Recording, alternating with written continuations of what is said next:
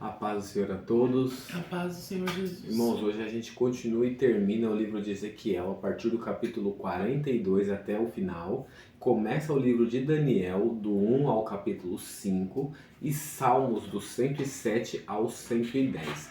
Ficou um pouquinho acumulado porque esse fim de semana, com o feriado, a gente acabou se acumulando, né, com algumas coisas e não conseguiu fazer.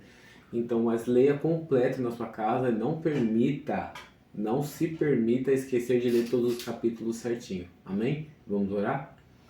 Senhor Deus, meu Pai, te agradecemos mais uma vez por poder meditar na Tua Palavra. Tome Tuas mãos, Senhor, em nossas vidas. Nos dê, Pai, acesso à Tua sabedoria. Nos ensina, Senhor, a andar no Teu temor, na Tua Palavra todos os dias, Pai. Em nome de Jesus. Amém. Irmãos, livro de Daniel. Vou começar por Daniel porque o finalzinho de Ezequiel aqui é a construção do templo e as outras instruções ali. Mas Daniel começa já muito interessante. Por quê? Porque Daniel ele é levado para cativeiro. E quando ele é levado para o cativeiro, eles têm que ficar 3 anos em preparação. Logo aqui no comecinho. 3 anos em preparação. E nesses 3 anos de preparação, o rei manda servir para ele as iguarias do palácio. Só que as iguarias do palácio são oferecidas aos deuses da Babilônia. Né? Apesar de serem deuses que não prestam para nada, a gente não deve se contaminar quando sabe. Paulo vai dizer isso. Se não sabe, coma e não pergunte nada. Agora, se você sabe, melhor que não coma. E Daniel sabia que as coisas ali eram oferecidas. Então, quando eles recebem os manjares do palácio, ele diz, faz o seguinte, eu não quero comer isso não quero me contaminar. Me dê legumes e água para a gente não se contaminar. E ali, o servo... Oi? A gente quem? Daniel, Ananias, Misael e Azarias. Misaías. Não, Misaías não. Ananias, Misael, Ananias, Misael e Azarias. Aqui, Daniel, Ananias, Misael e Azarias. É o quarteto fantástico, né? O quinteto Eu é falei com... o quê? Misael. Misarias. Misarias. O quinteto, né? O quinto é Ezequiel, né? De todos os 10 mil que foram levados nessa leva aí, de todos os 10 mil, 5 eram justos, né? E a gente está saindo de Ezequiel, que é o profeta que profetiza na Babilônia, e indo para Daniel, Ananias, Misael e Azarias. Até o final eu lembro. Jeremias fica, ele não vai para o cativeiro. Ele é justo também, mas ele não vai para o cativeiro, ele fica. E aí, eles escolhem não se contaminar com as comidas oferecidas do Nabucodonosor. Mas o que acontece? O servo tinha medo que, se não desse ali, vamos supor, os bifes, as carnes, as coisas assim de sustância para eles, o caldo verde, a feijoada, se não servisse isso para eles, eles vão ficar magrinhos.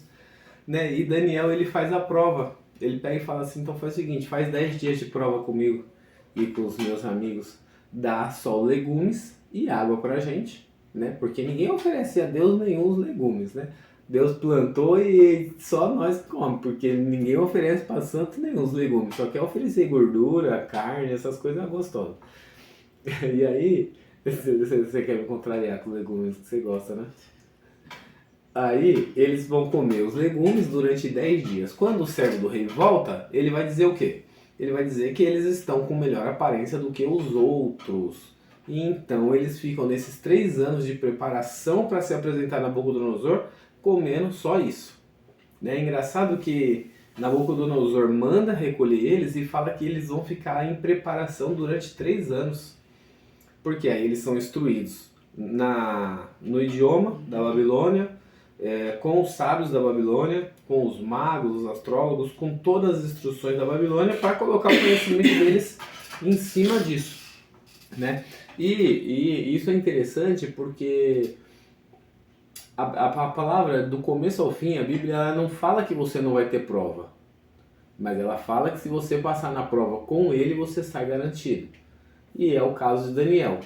Então aqui já o livro de Daniel inteiro é interessante, mas aqui já começa assim já. Eu falo, eu não vou me contaminar com isso, então Deus me garante.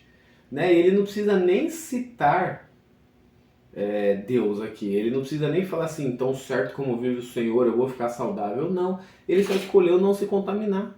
Ele só escolheu não se curvar, não aceitar as coisas da Babilônia. E Deus vê, Deus é justo, Deus justifica ele.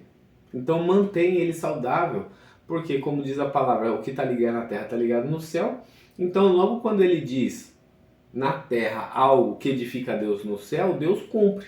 Deus não precisa se preocupar se ele vai andar reto ou não, porque Deus já vê o coração, sabe que ele pode cumprir e que vai dar certo, né? Então, isso a gente hoje em dia a gente ouve muito se dizer sobre cobertura espiritual, né? Que o pessoal fala assim, não existe cobertura espiritual. Isso aqui é o que se não for uma cobertura espiritual? Ele tinha crédito na casa, com certeza.